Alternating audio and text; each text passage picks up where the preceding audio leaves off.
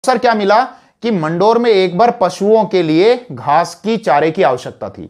तो वो चारा किन से मंगाया गया? मंडोर के जो सूबेदार थे, यानी कि मालवा और मांडू के जो सूबेदार थे, जिनका मंडोर पर अधिकार था।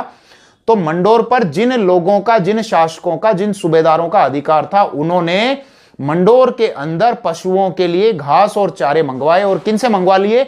इंदा परिहारों से मंगवा लिए।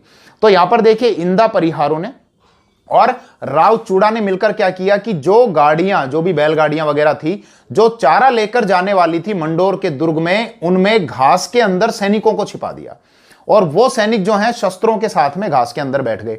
तो जैसे ही ये गाड़ियां दुर्ग के अंदर पहुंची तो वहां पर वो सैनिक निकले, उन्होंने युद्ध किया। अब मंडोर के अंदर जो सैनिक रहे होंगे उनको थोड़ी पता है कि यहां पर घास की गाड़ियों में सैनिक बैठकर आ रहे हैं।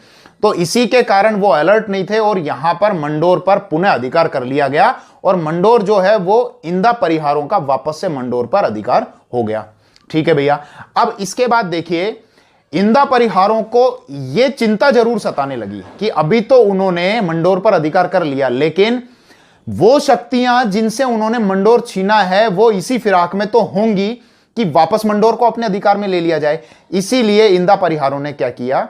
राव चूड़ा से सहायता मांगी। राव चूड़ा से यह कहा कि हम आपको मंडोर दे देते हैं, बस यह है कि 84 हमारे जो गांव हैं, हमारे 84 गांवों में आप कभी भी हस्तक्षेप नहीं करेंगे, इंटरफेयर नहीं करेंगे।